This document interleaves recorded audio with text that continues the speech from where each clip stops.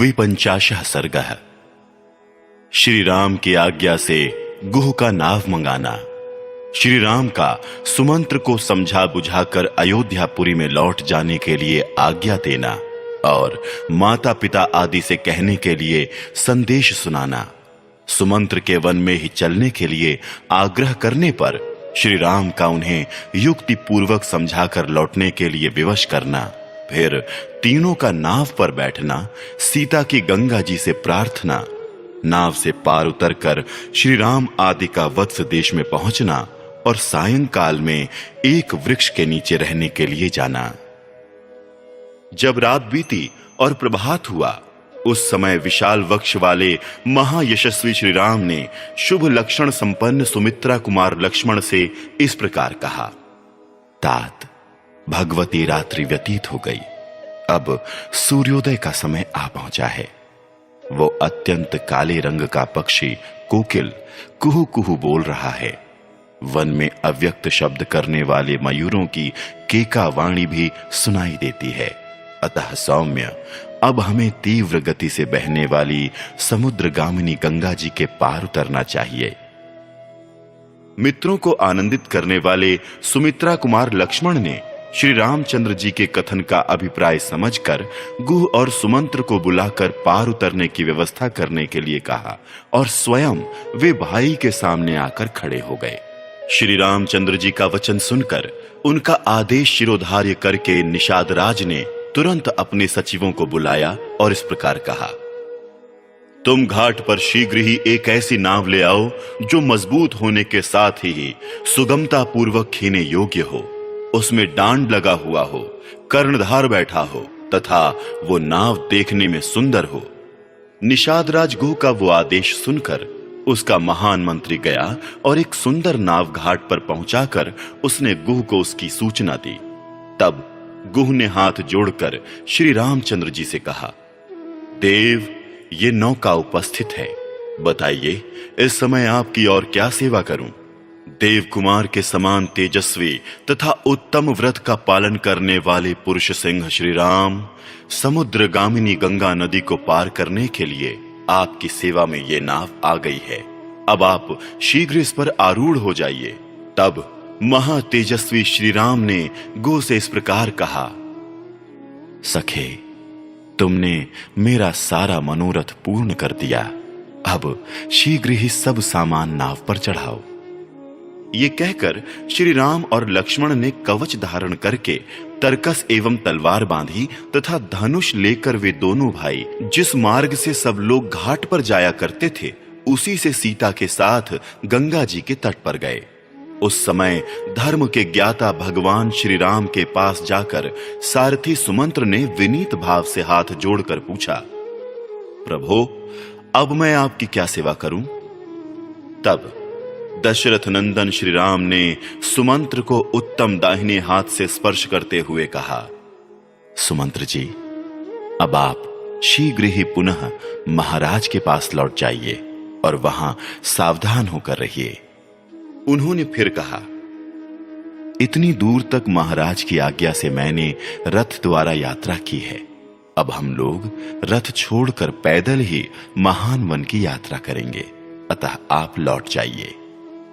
अपने को घर लौटने की आज्ञा प्राप्त हुई देख सारथी सुमंत्र शोक से व्याकुल हो उठे और इक्ष्वाकु नंदन पुरुष सिंह श्री राम से इस प्रकार बोले, रघुनंदन, जिसकी प्रेरणा से आपको भाई और पत्नी के साथ साधारण मनुष्यों की भांति वन में रहने को विवश होना पड़ा है, उस दैव का इस संसार में किसी भी पुरुष ने उल्लंघन नहीं किया।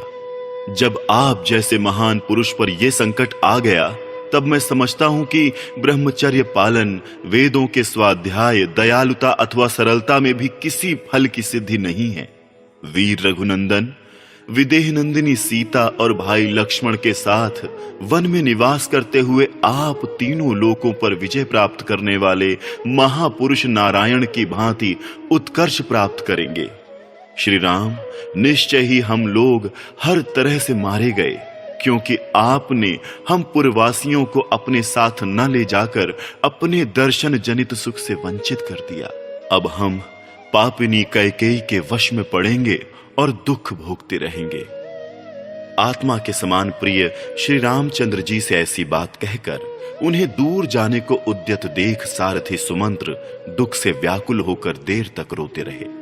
आंसुओं का प्रवाह रुकने पर आचमन करके पवित्र हुए सारथी से श्री रामचंद्र जी ने बारंबार मधुर वाणी में कहा, सुमंत्र जी, मेरी दृष्टि में इक्ष्वाकु वंशियों का हित करने वाला सुहृद आपके समान दूसरा कोई नहीं है। आप ऐसा प्रयत्न करें जिससे महाराज दशरथ को मेरे लिए शोक ना हो।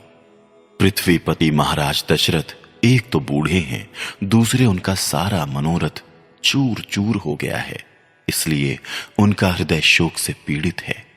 यही कारण है कि मैं आपको उनकी संभाल के लिए कहता हूं। वे महामनस्वी महाराज कैकेयी का प्रिय करने की इच्छा से आपको जो कुछ जैसी भी आज्ञा दें उसका आप आदर पूर्वक पालन करें, यही मेरा अनुरोध है। राजा लोग इसीलिए राज्य का पालन करते हैं कि किसी भी कार्य में उनके मन की इच्छा पूर्ति में विघ्न न डाला जाए।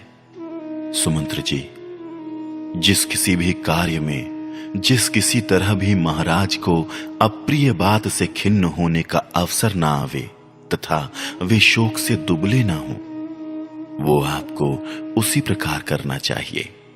जिन्होंने कभी दुख नहीं देखा है उन आर्य, जितेंद्रिय और वृद्ध महाराज को मेरी ओर से प्रणाम करके ये बात कहिएगा। हम लोग अयोध्या से निकल गए अथवा हमें वन में रहना पड़ेगा, इस बात को लेकर न तो मैं कभी शोक करता हूं और न लक्ष्मण को ही इसका शोक है।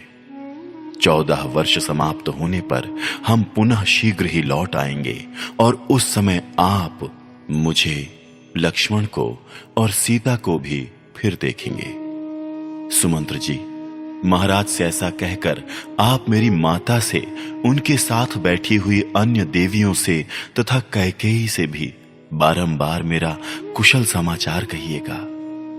माता कौशल्या से कहिएगा कि तुम्हारा पुत्र स्वस्थ एवं प्रसन्न है।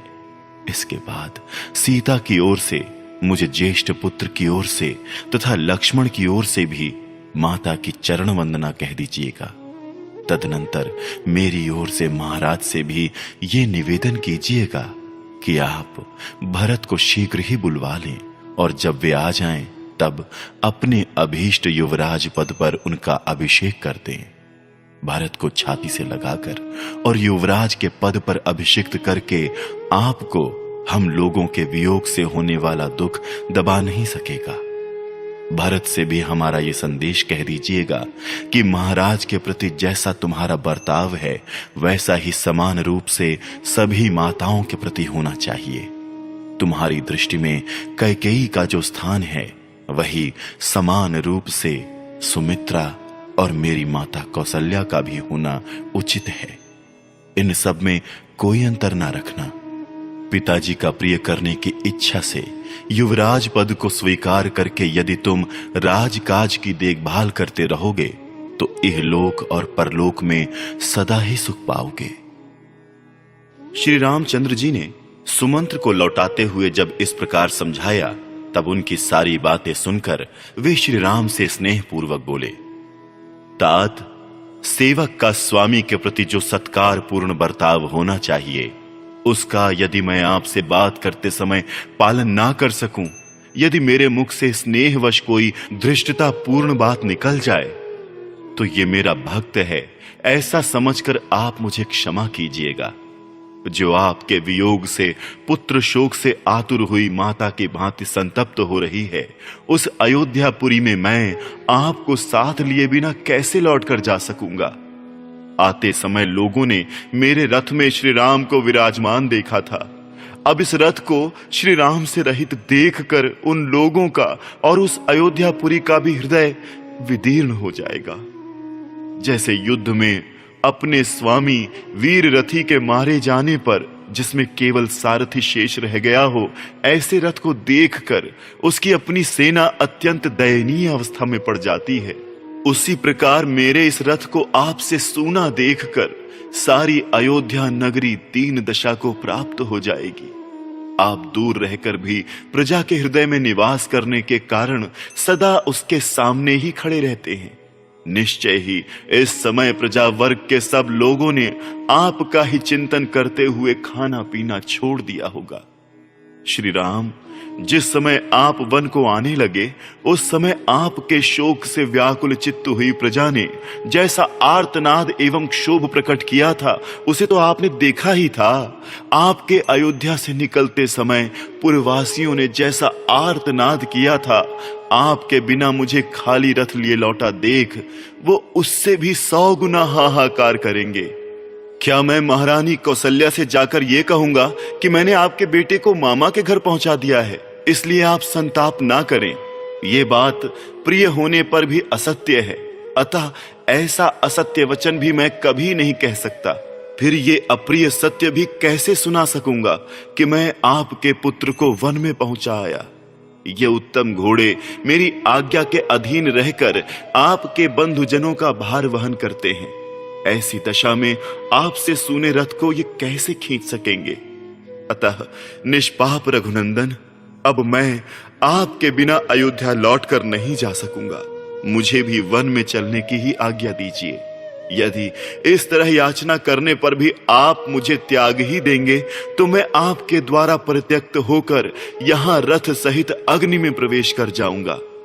रघुनंदन, वन में आपकी तपस्या में विघ्न डालने वाले जो जो जंतु उपस्थित होंगे, मैं इस रथ के द्वारा उन सब को दूर भगा दूंगा। श्री राम, आपकी कृपा से मुझे आपको रथ पर बिठाकर यहां तक लाने का सुख प्राप्त हुआ। अब आपके ही अनुग्रह से मैं आपके साथ वन में रहने का भी सुख पाने की आशा करता हूं। आप प्रसन्न होकर आज्ञा दीजिए। मैं वन में आपके पास ही रहना चाहता हूं। मेरी इच्छा है कि आप प्रसन्नता पूर्वक कह दें कि तुम वन में मेरे साथ ही रहो। वीर, ये घोड़े भी यदि वन में रहते समय आपकी सेवा करेंगे तो इन्हें परम गति की प्राप्ति होगी। प्रभु, मैं वन में रहकर अपने सिर से आपकी सेवा करूंगा और इस सुख के आगे अयोध्या तथा देवलोक का भी सर्वथा त्याग कर दूंगा। जैसे सदाचारहीन प्राणी इंद्र की राजधानी स्वर्ग में नहीं प्रवेश कर सकता, उसी प्रकार आपके बिना मैं अयोध्यापुरी में नहीं जा सकता। मेरी यही अभिलाषा है कि जब वनवास की अवधि समाप्त हो जाए तब फिर इसी रथ पर बिठाकर आपको अयोध्यापुरी में ले चलूं। वन में आपके साथ रहने से ये 14 वर्ष मेरे लिए 14 क्षणों के समान बीत जाएंगे, अन्यथा 1400 वर्षों के समान भारी जान पड़ेंगे। अतः भक्त वत्सल, आप मेरे स्वामी के पुत्र हैं। आप जिस पथ पर चल रहे हैं उसी पर आपकी सेवा के लिए साथ चलने को मैं भी तैयार खड़ा हूं। मैं आपके प्रति भक्ति रखता हूं, आपका भृत्य हूं और भृत्य जनोचित मर्यादा के भीतर स्थित हूं। अतः आप मेरा परित्याग ना करें। इस तरह अनेक प्रकार से दीन वचन कहकर बारंबार याचना करने वाले सुमंत्र से सेवकों पर कृपा करने वाले श्री राम ने इस प्रकार कहा। सुमंत्र जी, आप स्वामी के प्रति स्नेह रखने वाले हैं। मुझ में आपकी जो उत्कृष्ट भक्ति है उसे मैं जानता हूं।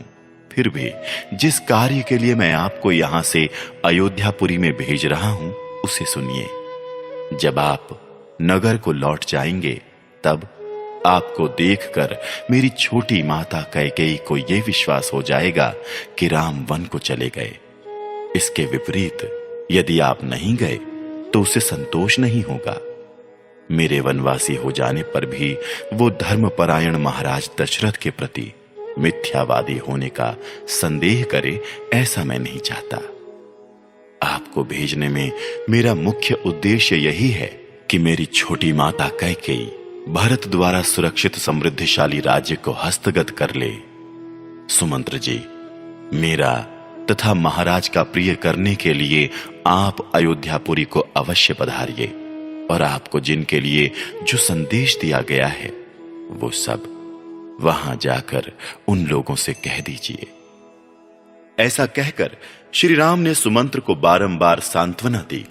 इसके बाद उन्होंने गुह से उत्साहपूर्वक ये युक्त बात कही। निषाद राजगुह, इस समय मेरे लिए ऐसे वन में रहना उचित नहीं है जहां जनपद के लोगों का आना जाना अधिक होता हो। अब अवश्य मुझे निर्जन वन के आश्रम में ही वास करना होगा। इसके लिए जटाधारण आदि आवश्यक विधि का मुझे पालन करना चाहिए।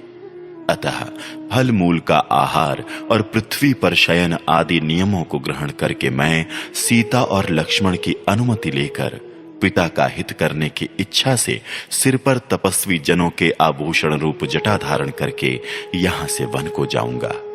मेरे केशों को जटा का रूप देने के लिए तुम बड़ का दूध ला दो। गुह ने तुरंत ही बड़ का दूध लाकर श्री राम को दिया। श्री राम ने उसके द्वारा लक्ष्मण की तथा अपनी जटाएं बनाई। महाबाहु पुरुष सिंह श्री राम तत्काल जटाधारी हो गए। उस समय वो दोनों भाई श्री राम लक्ष्मण वलकल वस्त्र और जटा मंडल धारण करके ऋषियों के समान शोभा पाने लगे। तदनंतर वानप्रस्थ मार्ग का आश्रय लेकर लक्ष्मण सहित श्री राम ने वानप्रस्थोचित व्रत को ग्रहण किया। तत्पश्चात वे अपने सहायक गुह से बोले, निषाद राज, तुम सेना, खजाना, किला और राज्य के विषय में सदा सावधान रहना, क्योंकि राज्य की रक्षा का काम बड़ा कठिन माना गया है। गुह को इस प्रकार आज्ञा देकर उससे विदा ले इक्ष्वाकु कुल नंदन श्री रामचंद्र जी पत्नी और लक्ष्मण के साथ तुरंत ही वहां से चल दिए। उस समय उनके चित्त में तनिक भी व्याग्रता नहीं थी। नदी के तट पर लगी हुई नाव को देखकर इक्ष्वाकु नंदन श्री राम ने शीघ्रगामी गंगा नदी के पार जाने की इच्छा से लक्ष्मण को संबोधित करके कहा, पुरुष सिंह, ये सामने नाव खड़ी है, तुम मनस्विनी सीता को पकड़कर धीरे से उस पर बिठा दो, फिर स्वयं भी उस नाव पर बैठ जाओ। भाई का यह आदेश सुनकर मन को वश में रखने वाले लक्ष्मण ने पूर्णतः उसके अनुकूल चलते हुए पहले मिथिलेश कुमारी श्री सीता को नाव पर बिठाया, फिर स्वयं भी उस पर आरूढ़ हुए। सबके अंत में लक्ष्मण के बड़े भाई तेजस्वी श्री राम स्वयं नौका पर बैठे। तदनंतर निषाद राज गुह ने अपने भाई बंधुओं को नौका खेने का आदेश दिया। महातेजस्वी श्री रामचंद्र जी भी उस नाव पर आरूढ़ होने के पश्चात अपने हित के उद्देश्य से ब्राह्मण और क्षत्रिय के जपने योग्य दैवी नाव इत्यादि वैदिक मंत्र का जप करने लगे। फिर शास्त्र विधि के अनुसार आचमन करके सीता के साथ उन्होंने प्रसन्न चित्त होकर गंगा जी को प्रणाम किया। महारथी लक्ष्मण ने भी उन्हें मस्तक झुकाया। इसके बाद श्री राम ने सुमंत्र को तथा सेना सहित गुह को भी जाने की आज्ञा दे नाव पर भली भांति बैठकर मल्लाहों को उसे चलाने का आदेश दिया। श्री रामचंद्र जी के आदेश देने पर तदनंतर मल्लाहों ने नाव चलाई। कर्णधार सावधान होकर उसका संचालन करता था। वेग से सुंदर डांड चलाने के कारण वो नाव बड़ी तेजी से पानी पर बढ़ने लगी। भागीरथी की बीच धारा में पहुंचकर सती साध्वी विदेह नंदिनी सीता ने हाथ जोड़कर गंगा जी से ये प्रार्थना की, देवी गंगे, ये परम बुद्धिमान महाराज दशरथ के पुत्र हैं और पिता की आज्ञा का पालन करने के लिए वन में जा रहे हैं।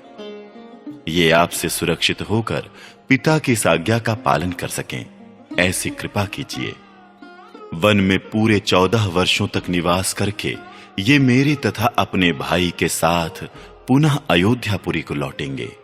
सौभाग्यशालिनी देवी गंगे, उस समय वन से पुनः कुशल पूर्वक लौटने पर संपूर्ण मनोरथों से संपन्न हुई मैं बड़ी प्रसन्नता के साथ आपकी पूजा करूंगी। स्वर्ग, भूतल और पाताल तीनों मार्गों पर विचरने वाली हे देवी, तुम यहां से ब्रह्मलोक तक फैली हुई हो और इस लोक में समुद्र राज की पत्नी के रूप में दिखाई देती हो। शोभाशालिनी देवी, पुरुष सिंह श्री राम जब पुनः वन से सकुशल लौटकर अपना राज्य प्राप्त कर लेंगे, तब मैं सीता पुनः आपको मस्तक झुकाऊंगी और आपकी स्तुति करूंगी। इतना ही नहीं, मैं आपका प्रिय करने की इच्छा से ब्राह्मणों को 1 लाख गौएं, बहुत से वस्त्र तथा उत्तमोत्तम अन्न प्रदान करूंगी। देवी, पुनः अयोध्यापुरी में लौटने पर मैं सहस्त्रों देव दुर्लभ पदार्थों से तथा राजकीय भाग से रहित पृथ्वी, वस्त्र और अन्न के द्वारा भी आपकी पूजा करूंगी। आप मुझ पर प्रसन्न हो। आपके किनारे जो जो देवता, तीर्थ और मंदिर हैं, उन सब का मैं पूजन करूंगी। निष्पाप गंगे, ये महाबाहु पाप रहित मेरे पतिदेव मेरे तथा अपने भाई के साथ वनवास से लौटकर पुनः अयोध्या नगरी में प्रवेश करें। पति के अनुकूल रहने वाली सती साध्वी सीता इस प्रकार गंगा जी से प्रार्थना करती हुई शीघ्र ही दक्षिण तट पर जा पहुंची।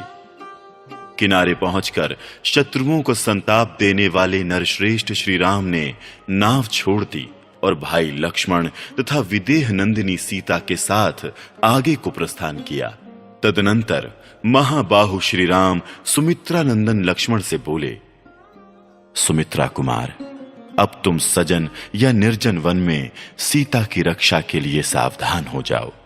हम जैसे लोगों को निर्जन वन में नारी की रक्षा अवश्य करनी चाहिए। अतः तुम आगे आगे चलो, सीता तुम्हारे पीछे पीछे चलें और मैं सीता की तथा तुम्हारी रक्षा करता हुआ सबसे पीछे चलूंगा। पुरुष प्रवर, हम लोगों को एक दूसरे की रक्षा करनी चाहिए।